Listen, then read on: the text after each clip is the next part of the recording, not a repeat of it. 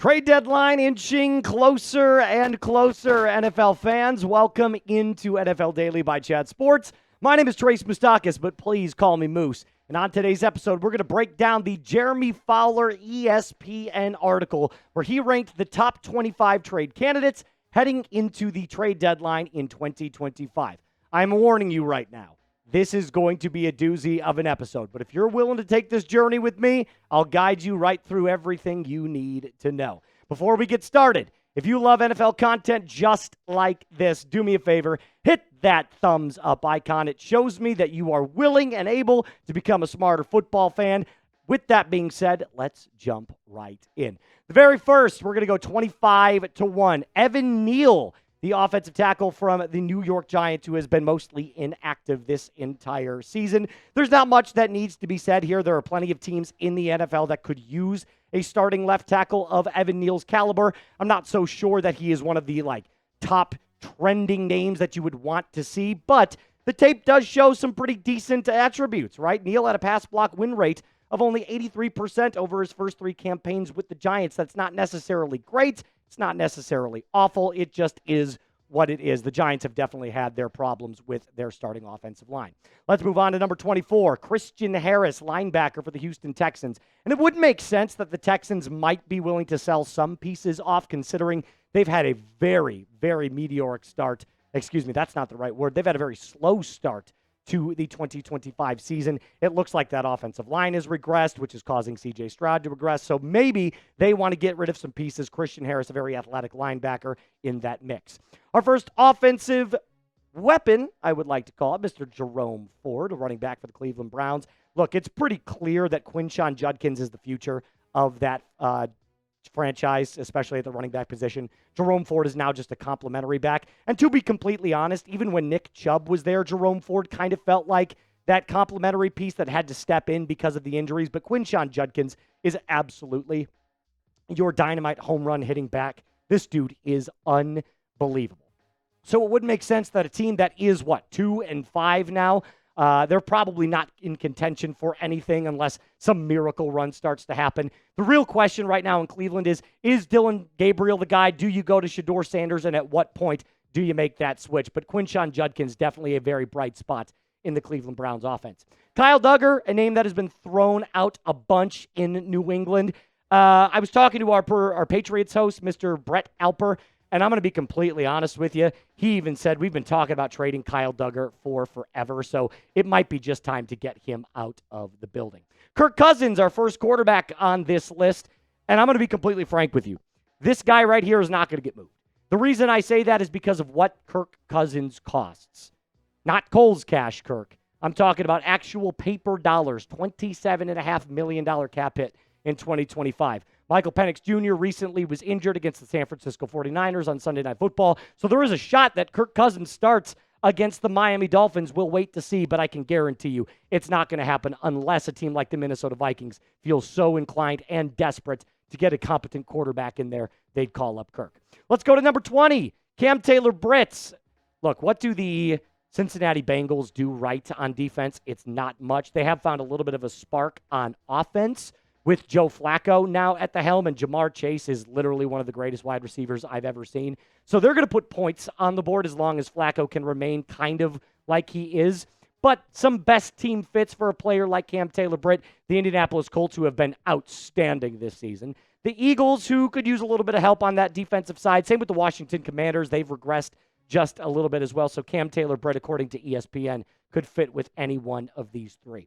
The next coming in at number 19, Russell Wilson, and his name has been floated around in the media, not by really positive means in the last couple of days, but mostly because he took a shot at Sean Payton. There was a lot of speculation that Sean also took a shot at Russ. That might be true. That might not be true. I'm not entirely sure. Here's what I do know. Russ is finally clapping back. So he is standing up for himself here if there was a subtle dig at Russ from Sean Payton. But it's clear that Jackson Dart is the future over there in New York. He's no longer going to be the option. In fact, Brian Daboll headed him over to that medical tent just a few weeks ago to see how good Jackson Dart was and if he was ready to go, because it looked like he didn't want Russ to go into the game. Let's go on and move on to Green Bay. Kingsley and I don't even know how to pronounce this. Enagbare. I could be wrong there. I'm not entirely sure about this player. I really don't keep up with the Green Bay Packers, considering they're one of my least favorite team. But one of my other favorite teams in the NFL, being the Chicago Bears. I do know a lot about Braxton Jones. Got benched recently. He was the starting left tackle in Chicago for the past couple of seasons. He's been up and down, hit and miss pretty much his entire time as the starting left tackle. There's been games where he looks great. There's been games he looks awful. But he got recently benched for Theo Benedict, who has stepped in. And I won't say he's been amazing, but he's definitely been benched, or he's been better than what Braxton Jones has shown you on the tape. So it looks like Jones has definitely found his way out of Chicago and could be a nice plug-and-play option for teams that are desperate for a left tackle. Then we move on to another edge position, Arnold Ebiketie for the Atlanta Falcons. And Ebiketie is one of those players that, he's never going to blow your brakes off. He's never going to be that awful either. He's always going to be consistently between 5 and 7 sacks a season, which some teams would gladly take. But with the additions that the Falcons have made, going from one of the worst defenses in the NFL to now one of the best statistically, they do a really, really good job of getting to the quarterback, putting pressure on them, and then stopping the pass as well. Complemented by James Pierce Jr., Jaylen Walker, Zach Harrison, who has kind of emerged as a nice little option, and Caden Ellis as well. So Arnold Ebiketie feels like one of those players that if the Falcons were going to move on from an edge, it would most likely be Ebiketie that doesn't offer the highest upside. Whoo! Feels like we got through that pretty quickly, did we not? I'm pretty happy about it. Make sure that we take this quick little TV time out here, nice little water break. If you want to become a smarter NFL fan, make sure you hit that subscribe button. We are well on our way to 419,000 subs here on the channel, so make sure you hit that sub button today. All right, before we continue on with our top 15 that Jeremy Fowler ranked, I got to tell you about our friends over at Prize Picks. You and I make decisions every single day, but on Prize Picks, being right can actually get you paid.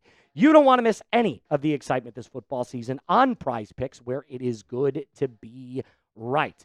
See, here's the thing. You can now do this really cool thing called stacks, meaning that you can pick the same player up to 3 times in the exact same lineup. If you want to pick the more on Josh Allen's passing yards, rushing yards, and touchdowns, you can now do that all in the same lineup on Prize Picks, or go follow other Prize Picks players directly and copy their lineups in one click, whether it is a friend or a celebrity partner or just someone whose picks you love. Hit that follow button and check out every lineup they create on the new feed tab in Prize Picks.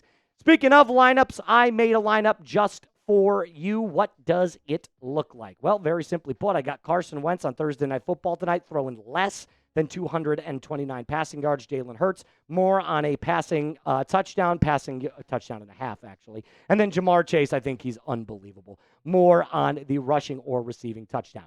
Yours can look just like this, but it doesn't have to. All you got to do is download the Prize Picks app today. Use code CLNS to get $50 in lineups after you play your first $5 lineup.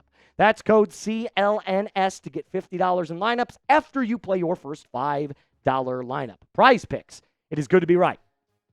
Chig Okonkwo, tight end for Tennessee. And if you read anything from Diana Rossini recently, she basically said the Tennessee Titans are in a complete fire sale over the next coming weeks because their only players that are off limits are Cam Ward and Jeffrey Simmons. So Chig Okonkwo being one of those kind of lower ceiling tight ends, not a player that I truly believe is going to make or break the offense, but could be a nice little addition for a team that does need a tight end.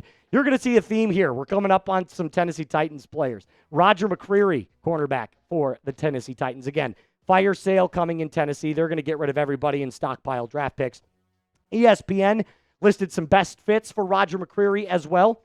The Green Bay Packers, who could use some cornerback help. The Arizona Cardinals, who defensively look great in moments and then absolutely awful in others. And the Atlanta Falcons was listed as well, but I'm going to be completely honest with you. The Falcons have a very good secondary, so I don't think this is that great of a fit here for the Dirty Birds, but anything could happen if Terry Fontenot wanted to make a call or something like that. Arden Key, the edge from Tennessee as well. Look, like I said, you're going to see a theme here. Lots of Tennessee players because they are in the fire sale mode. Arden Key has been floated out as maybe a potential spot for the New England Patriots, obviously with the Mike Vrabel connection. that he has had. So you could see any one of these three Tennessee Titans actually get out there and get moved quicker rather than later. Like I said, Titans are terrible. Let's be completely honest. They're heading into a fire sale. They stink, man. I mean, it is just awful. They lost to the Raiders, and the Raiders are one of the worst teams in football right now. Only had 3 first downs against the Kansas City Chiefs. Fun fact. Let's move on back with our list after that quick little reprieve. Michael Carter, one of the cornerbacks for the New York Jets. He's a really nice slot corner for New York. So if there's any team that needs slot corner help, and I'm sure that cornerback is one of those premium positions now in the NFL that you need help with, any team could definitely trade for his services. And then Logan Wilson for the Cincinnati Bengals linebacker. And again, linebacker is one of those positions right now that not too many teams need interior help, but they do need edges, which is kind of odd because that outside linebacker and now inside linebacker seems to be the type of position that you need. But Logan Wilson could be another name that you see moved as well. How many trades happened before the trade deadline? You let me know in the comment section down below. Obviously, we've already seen some happen, but I'm talking about right now from this point of our recording to now when the trade deadline happens on November 4th. When do you think, or how many do you think will happen? I'm going to say 3 or 4. That's going to be my prognostication. Speaking of the Jets, let's talk a little bit more about them. Jermaine Johnson, one of those players that has been linked to like the Chicago Bears a little bit. But Jermaine Johnson, again, the New York Jets, worst team in football. They're going to be looking to stockpile draft picks as well. Rumors are indicating also that Tyrod Taylor might be getting the start in New York over Justin Fields. Alontae Taylor, who had a really good game against the Chicago Bears, and Caleb Williams. I think Alontae Taylor is a really underrated pick. I really do. I think he's a really underrated corner, and I think whatever team lands him, whether that be the Saints after they re-sign him, the only problem is that he's looking for a big payday in 2026. He's kind of made that known. His agents made that known. They are looking for a nice big payday coming in free agency here after the end of the 2025 season. So whatever team could end up getting him is getting a nice corner, a really underrated corner, but you also have to worry about that contract. Probably one of my favorite edges on this list, Jaylen Phillips from Miami. I think this guy's a really talented football player. Miami also just really bad. So I'm sure that they're getting out of the Tua sweepstakes. They're going to be firing their head coach. So it could be that you see somewhat of a fire sale. Maybe not a total one, but definitely a getting rid of some picks and cutting their quarterback here in the near future. Chris Olave, one of the most talented wide receivers on this list as well. All reports recently indicate that the Saints are trying to get a deal done with Chris Olave. Despite all the trade chatter, he has been kind of one of the players that has been talked about since last season alone, but it kind of does seem like the New Orleans Saints are hell-bent on getting Chris Olave re-signed. Who knows if it happens, but that's the reports. Mark Andrews, tight end for Baltimore, and if you would have said 2 years ago Mark Andrews was a trade candidate, I would not have believed you whatsoever. But then, of course, the drop in the end zone happens against the Buffalo Bills in the playoffs. They've got Isaiah Likely. Baltimore right now without Lamar Jackson looks like a complete dumpster fire. The defense stinks. So they could be in not what I would like to call a rebuild, but they are definitely going to pivot off of some players, especially if they lose a couple more games with Lamar Jackson at the helm as well. They might be looking at just trying to figure out something for the 2026 season now at, I believe, 1-5. All right, those are our top 6. Now let's get into the top 5, the players that are most talented on the trade candidate list. Remember, this is not most likely to get traded. This is the most talented players. Jakobi Meyers, what do the Raiders do well? Absolutely nothing. Who would have thought that bringing in Pete Carroll, Geno Smith, drafting Ashton Genty, and having a season or an offseason that looked as good as the Raiders did on paper would bring such awful results? Because my God, are they absolutely terrible. Jakobi Meyers' name has been floated out a bunch. He's been out of practice a couple of times. It just looks like they're getting ready to get off of all of a bunch of different players outside of maybe Max Crosby. So Jakobi Meyers, definitely a name to keep an eye on for the wide receiver market. Woolen, probably one of the best outside corners for the Seattle Seahawks. And probably one of the best corners on this list as well. I mean, if you just take a look at the career numbers over the last couple of seasons, it's been really, really good. 2022 was an excellent season. Same with 2024. It's been kind of a slower start in 2025, but make no mistake, I think this is most likely just hey, we need to part ways. And with what Mike McDonald likes to do there in Seattle, it's definitely not a defense that wants to feature Woolen. Breece Hall coming in, definitely the most talented offensive player at the running back position on this list, and it's not really even that close. Breece Hall is one of those players that if you offered a third right now, I would take it in a heartbeat. Like, he's just so talented. And the Jets are so bad. I don't get it.